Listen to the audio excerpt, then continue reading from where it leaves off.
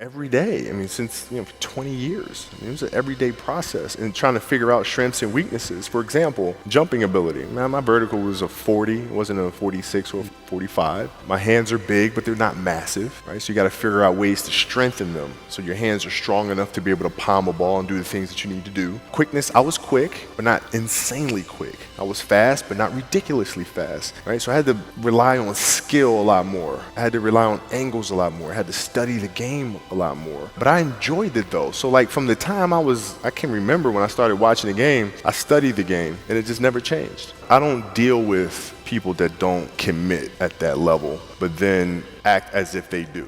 When striving to become successful, you need to have that unrelentless focus in your life that shows that you are so determined that you'll do literally whatever it takes, no matter how hard it is. You are going to make sure that you rise up and challenge yourself to become successful. You need to make sure that you know, no matter how hard or how tough it is, you know in your heart of hearts that you will be able to rise up from the challenge, no matter how big or how small it is, and you will put all the time and energy in that you possibly can in order to reach the goal that you've set for yourself. The day could be today that your career is over. You need to be eternally motivated and do whatever you can to make sure you are putting in your best effort every single day. You want to try to improve yourself each and every day, just a little bit here and there, and over time, all of those improvements will add up and make you a true champion because you've dedicated so much time and effort into pushing for your goals and trying to become successful. Read a certain coverage or something like that. I mean, a lot of that comes from the pre-work.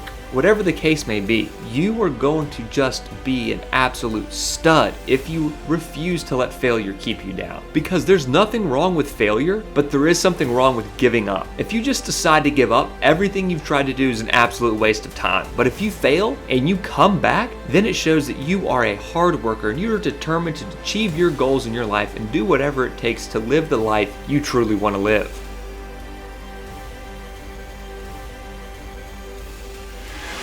Rule book, and the officials have to be in certain positions. So if you watch a game, you'll see officials sliding in different areas. You have your slot official and so forth and so on. And so I read it to understand where they need to be in certain moments of time. So if I need to get away with foul, we psych ourselves up too much. Like if you try to talk yourself into, oh, this is a big moment, this is a big shot, you're putting a lot of pressure on yourself. You shot that shot hundreds and thousands of times, just shoot another one. Because I've done it thousands of times before. It's like you getting up and doing a monologue. It's like breathing, man. You do it so often, do it so many times that you just do it again. If they don't feel that way, it means they're not getting enough reps in. It's like downloading software, man. Once you download it, it's there.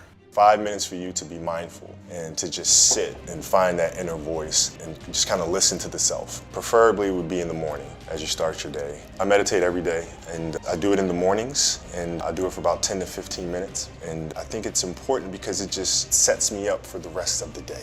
It helps me, it's like having an anchor. If I don't do it, I feel like I'm constantly chasing the day as opposed to being able to be controlled and dictate the day. Not that you're calling the shots on what comes forward, but the fact that I am set and ready for whatever may come my way. I have a calmness about whatever comes my way and a poise, and that comes from starting the morning off with meditation. For me, it's really just listening to my inner self. That's basically it. Like you sit in silence and you just allow these thoughts to come forward and you get a chance to observe the self and things that may be lying beneath the surface that if you don't have that time to sit quietly on your own, you'll never pay attention to. Because if you think about it, like the reality is we're paying attention to so many things that are going on around us. The game itself it's a complicated answer. So there are very tactical things in terms of footwork and geometry of the court. So you're looking at the court and looking at the 45-degree angles that the court is shaped in and how it needs to operate. That's one component to it. So looking at spots on the floor where you can increase your efficiency,